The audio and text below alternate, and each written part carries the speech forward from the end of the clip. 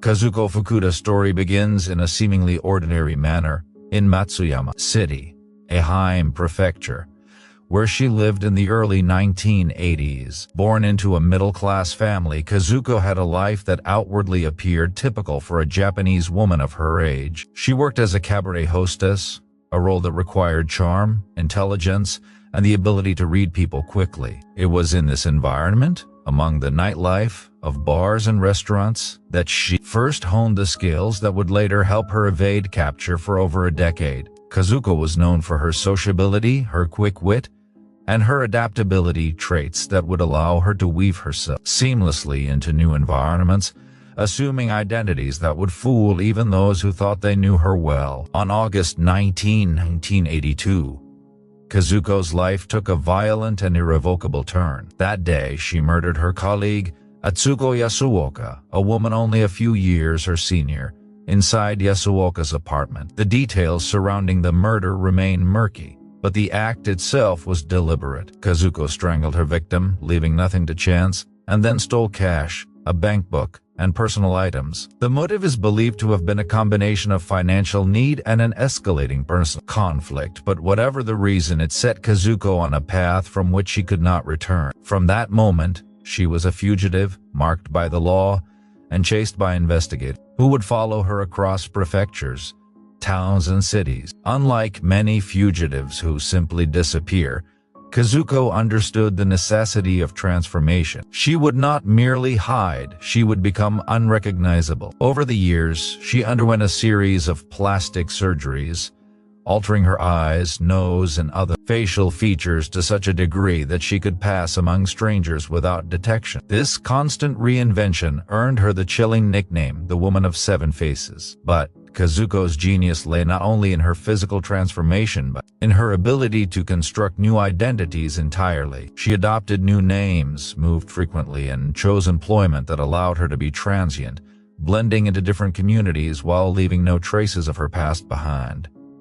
In the early years of her flight, Kazuko struggled to find stable work. Japan in the 1980s, too, was a society that valued conformity, and outsiders were easily noticed. She moved carefully, taking temporary jobs in snack clubs, small restaurants, and night entertainment venues, each time under a different alias. In Kanazawa City, Ishikawa Prefecture, she secured employment at a small snack bar, where she attempted to create a life under a new identity.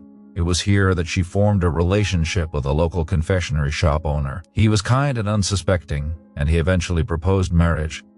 For a moment, Kazuko seemed poised to leave her fugitive life behind and embrace domestic stability. Yet her instincts for self-preservation prevailed. She feared that settling down would make her vulnerable, that establishing close connections could ultimately expose her past.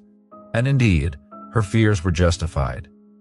A relative of her fiancé became suspicious about her identity and alerted the police. Kazuko fled once again, leaving behind yet another life she had attempted to forge. Over the next decade, Kazuko moved frequently, adopting new names and occupations while carefully avoiding patterns that could be traced by law enforcement. She worked at love hotels in Nagoya, small brothels in Osaka, and ultimately found temporary employment in Fukui Prefecture. Each time, she built trust and formed relationships with those around her, often to the point where people believed she was an ordinary woman with no connection to a decades-old crime. Her ability to deceive was extraordinary, and she combined charm, intelligence, and careful observation to manipulate the perceptions of those who came into contact with her. She understood human behavior in a way that allowed her to anticipate suspicion before it arose and to react swiftly to any hint of danger. Throughout her years on the run, Kazuko lived with a constant awareness of time. The statute of limitations for murder in Japan at that time was 15 years, and she knew that her freedom depended on outlasting the legal clock. Japanese police maintained low-level surveillance and occasional investigations, but without fresh leads, her trail went cold. For nearly 15 years, she existed in a delicate balance, moving from place to place, constantly wary, constantly changing. She became a ghost in everyday life, invisible in plain sight, her true identity concealed beneath layers of deception, surgery, and assumed names. By 1997, she was days away from seeing her crime effectively vanish under the statute of limitations. Her years of careful evasion had brought her to the brink of safety, yet fate, unpredictable and unforgiving, intervened. In late July, in Fukui City, Kazuko was recognized by a 59-year-old customer at an Odin restaurant. He believed the woman before him resembled the fugitive who had eluded police for nearly 15 years. He alerted authorities, setting into motion events that would finally bring an end to Kazuko's long flight. When police approached her, Kazuko remained composed. She agreed to go to the station for questioning but initially refused to let them take her fingerprints. Confident in her disguises and assumed identities, she believed that the evidence against her would be insufficient. However, investigators were resourceful. Using a beer bottle she had touched, they were able to lift a fingerprint that ultimately matched her records. At 6:40 p.m. on July 29, 1997, Kazuko Fukuda was arrested, just hours before the statute of limitations for her crime would have expired. Her arrest ended one of Japan's most notorious fugitive cases, and her story captured national attention. Media outlets across the country reported on the woman who had changed her face 7 times yet never escaped the consequences of her action.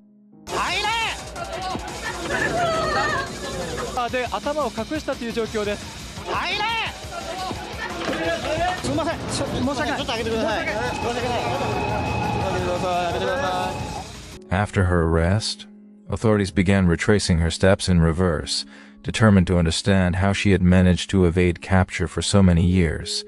Search teams were dispatched to wooded areas she was believed to have passed through, combing forest trails and abandoned clearings for anything she might have left behind. Meanwhile, detectives revisited former residences and temporary rentals tied to her assumed identities, uncovering notebooks filled with altered signatures and hand-drawn neighborhood maps. The revelations reignited nationwide debate. News programs dissected every detail, while commentators questioned how someone could change her appearance so completely and still move unnoticed through ordinary society. Some praised investigators for catching her just in time, others argued the system had failed by allowing her freedom for so long. What began as a manhunt turned into a forensic autopsy of her life on the run. Once in custody, Kazuko's life was subject to intense scrutiny. Authorities examined her movements, relationships, and the various identities she had assumed over the years. Her legal proceedings were closely followed by the public. In May 1999, the Takamatsu District Court found her guilty of murdering Atsuko Yasuoka. The court acknowledged that the murder was not premeditated but ruled that it was intentional, carried out with the clear purpose of robbery and evasion. Her defense argued emotional disturbance and a supposed personal connection to the victim, but the court found these claims unsubstantiated. Appeals to higher courts, including the Supreme Court, upheld her life sentence, confirming that her years of evasion would end behind bars. While incarcerated, Kazuko's life deteriorated further. She worked in prison factories, largely isolated from the outside world. In February 2005, while performing factory duties at Wakayama Prison, she collapsed from a subarachnoid hemorrhage. Despite immediate medical attention, she never regained consciousness and died on March 10, 2005, at the age of 57. The life of a fugitive, marked by constant reinvention and careful deception, had come to a quiet end, far from the freedom she had sought for so long. Kazuko Fukuda's story remains one of the most extraordinary in Japanese criminal history. It captivates because she was not simply a criminal, she was a master of disguise and deception, a woman who understood the psychology of those around her and used it to evade capture for years. Her story has been dramatized in television programs and true crime documentaries, and it continues to fascinate audiences with its mixture of crime, psychology, and ingenuity.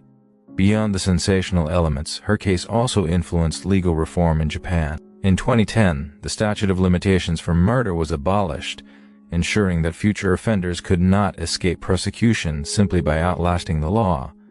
Kazuko's story, in this sense, became part of a broader conversation about justice and accountability.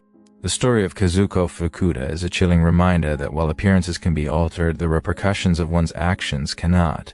She was a fugitive, a survivor, and an enigma whose life was defined by the choices she made in the wake of violence. Her ability to change her face 7 times stands as a testament to her cunning, but her eventual capture and imprisonment remind us that even the most ingenious deceptions can be undone. Kazuko's life, from ordinary woman to notorious fugitive and finally to a prisoner of the state, illustrates the complex interplay between human ingenuity, crime, and the inexorable force of the law. Her tale is at once a thriller, a tragedy, and a lesson, a story that will continue to be told as one of the most remarkable examples of criminal evasion and human adaptability in modern Japanese history.